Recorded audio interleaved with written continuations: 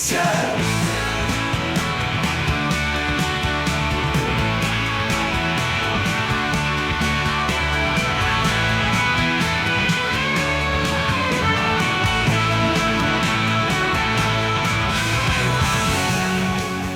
Sawadee crap, my orangutan friends and Puan Kuntai. And I'm going to do some cooking today. Woo! Hey, it is what it is. Right, so I'm going to be making Welsh Rarebit. And I'm doing it in a kind of slightly Thai manner, I suppose, because I'm using some Thai ingredients. Fusion, I believe they call that, don't they? I don't know. Anyway, what have we got? Right, so first of all, I'm going to be using 4 slices of bread, and I've got some English bread there, which we've used before. So I'm sure the Welsh will really love that, because it's English bread and not Welsh bread. We've got some Notley and Perrins, we've got some Worcester sauce there, and this is a Thai brand. Okay, so we're going to be using that. And you need 1 tablespoon of that in the actual recipe, and then you need some to sprinkle over the cheese sauce when you've taken it out of the grill. We'll explain that when we get to it. Here I've got some beer, and that's 100 millilitres. Just give me a second. Sorry, I just had to go and get the can. This is, let's get it in shot. Year of the Dragon, Black Dragon Celtic Amber, which is a golden amber beer with roasted caramel malt. So that's the beer we're going to be using today, which I do believe is brewed in Thailand. So we've got that, and you need 100 millilitres. We've got 150 grams of mature cheddar, because I really like strong cheese, so we're going to get that in there. Over here we've got some cooking cream, and I believe you put 50 millilitres of that in. Okay, it's supposed to be heavy cream, but I'm using cooking cream because that's what I've got in. 2 tablespoons of butter. Forgot what it was called. What am I like? Yeah, so it's supposed to be unsalted. I'm using Lurpak. Ooh, a bit posh. Then over here, we've got some English mustard, Coleman's mustard here. This is the actual liquid form of it. You can get it in powder, but this is ready-made. And that's 1 teaspoon, and we've got 1 teaspoon of cayenne pepper. You can use cayenne pepper or paprika, so I'm going with that because I think it's slightly hotter as far as I know. And we've got salt and pepper, because you put that in at the end just to give it a bit of seasoning. Excuse me. I might not put a lot of salt in simply because there's a lot of salt in the cheese. Okay, so there are ingredients. I'll pop them in the comments. I'm using Chat GPT for the recipe, by the way. So I'll put all that in the bottom. Anyway, let's get cooking because I'm hungry, and this is my dinner today, or tea, as we say in Manchester. Let's get it sorted. Can't wait. Okay, guys, as I was going through the ingredients, I realised that I didn't mention flour. So you need 2 tablespoons of flour to make your roux, which I'm about to do. Okay, let me just adjust the heat here. Don't want it too hot. Okay, so I'm going to pop the butter in the pan so that it can melt.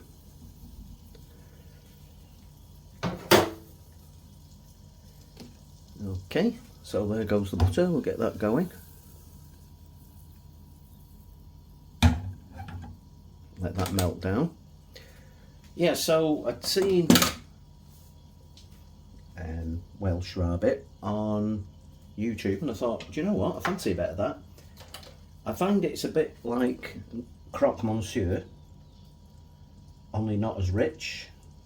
Croque monsieur tends to be really nice because you use Gruyere, and it's really quite great.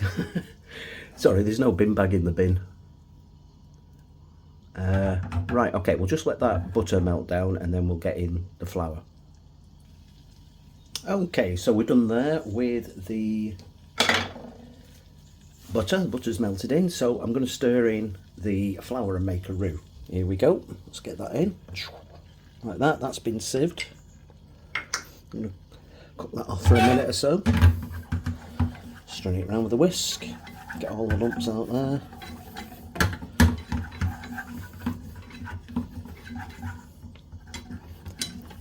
Fanny Cradock, eat your heart out. Remember her? Bit of a weird woman, wasn't she? Going back a few years there, 60s and 70s, cooking on UK TV. Okay, so we're starting to get a bit of a roux, as you can see. So we'll just keep that on the heat for a minute or so.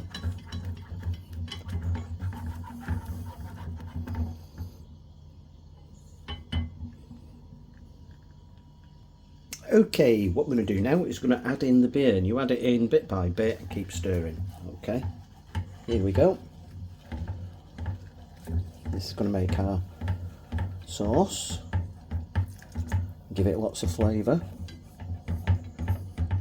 You want to stir it quite aggressively. It's starting to thicken up there, I don't know whether you can see that. It makes this kind of paste. Get a bit more of that in there. Pouring it all over the top here.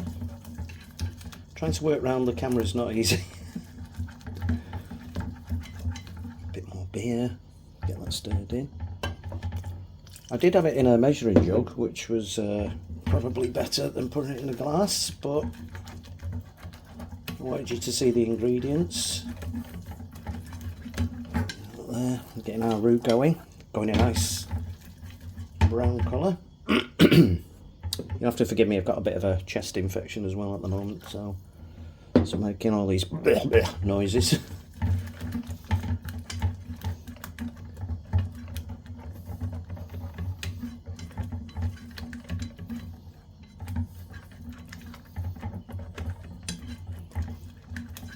Okay, look, there you go. See, it's like a thick paste, caramel.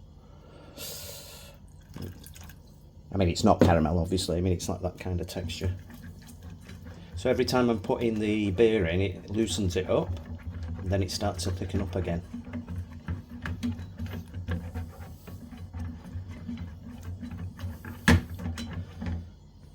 I'll just carry on doing this, and then we'll move on to the next stage. Okay, so this is what we've got. We've got this nice thick sauce, as you can see there now. So the next thing I'm going to do is put in a tablespoonful of Worcester sauce. Let's go in with that. Here we go.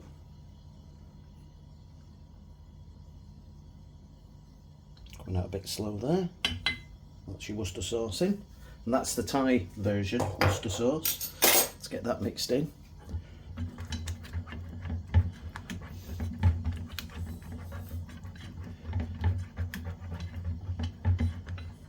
Okay, I'm going to stick in next. I'm going to put in the mustard and the cayenne pepper. Let's put that in. That's the cayenne pepper there. Switch it around, get the mustard in.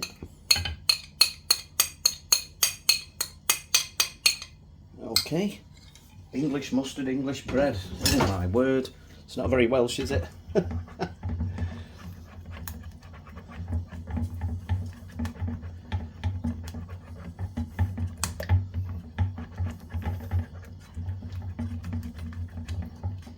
Okay, so the colour's changed a lot now, it's gone a lot darker. Just show you that, but you can see it's thickened up. And it's smelling very beery at the moment. The cooking process actually cooks off all the alcohol, so don't have to worry about that. I'm just going to splosh that in. That's round about 50 millilitres of cream. That's going to mix in there. Now, you remember I said it looked like caramel? It really does look like caramel now. Okay, so this is our sauce, but as you've probably realised, at the moment we've got no cheese in it, so we're going to start mixing the cheese in now. Let's get that over here. So we'll mix that in a bit at a time. Get a big handful like that. So yeah, it's 150 grams, I think I said. So obviously it takes a minute to cook down, doesn't it? So like I say, it's going to take me a while sticking the cheese in and melting it down. So we'll come back when it's completed and then we'll get the toast done.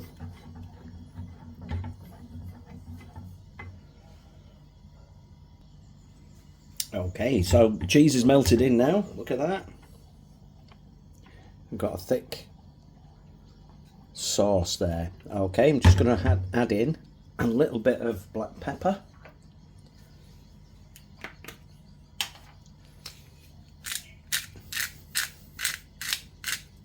Actually, it wasn't a little bit, that was quite a lot. I do like my pepper, so I'll give that a stir in.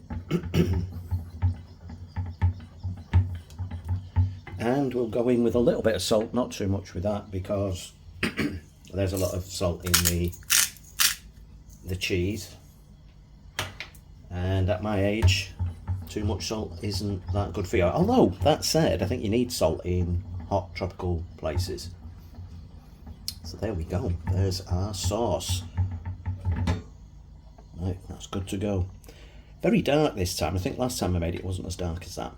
Let's have a little taste. We've got a spoon. Not handy, I haven't. I think it'll be okay.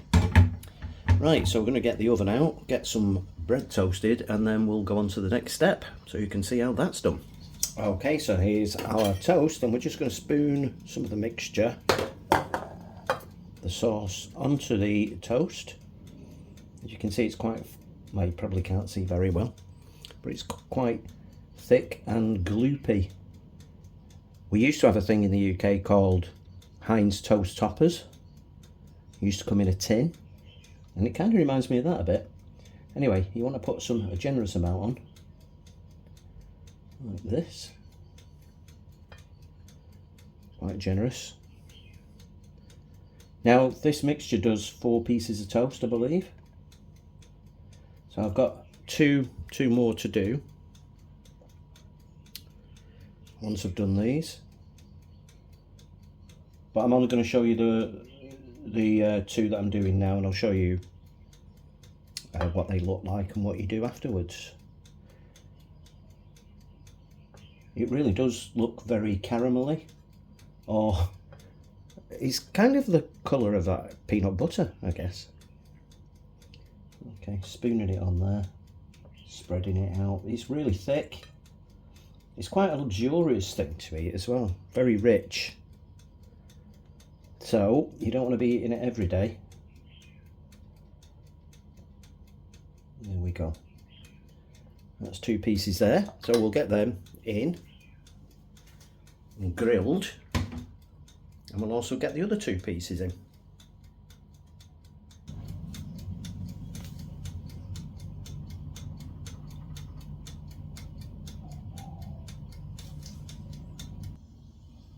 Okay, so this is our Thai style Welsh Rarebit cooked, and what you do is you cut through gently like this with a knife through the crust that's formed on the top,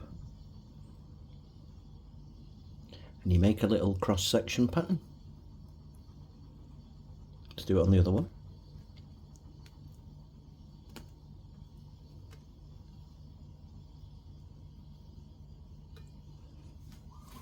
Okay, whoops. Do it the other way.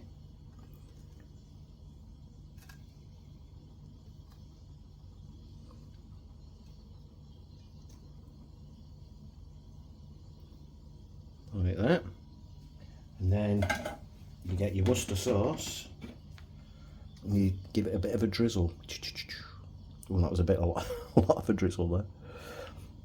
Okay, a little drizzle of Worcestershire sauce, Thai brand. And that, my orangutan friends, Mpuan Pun Kun Thai, is Thai style, well, not really, Welsh Rarebit. I'm going to sit down and enjoy this now.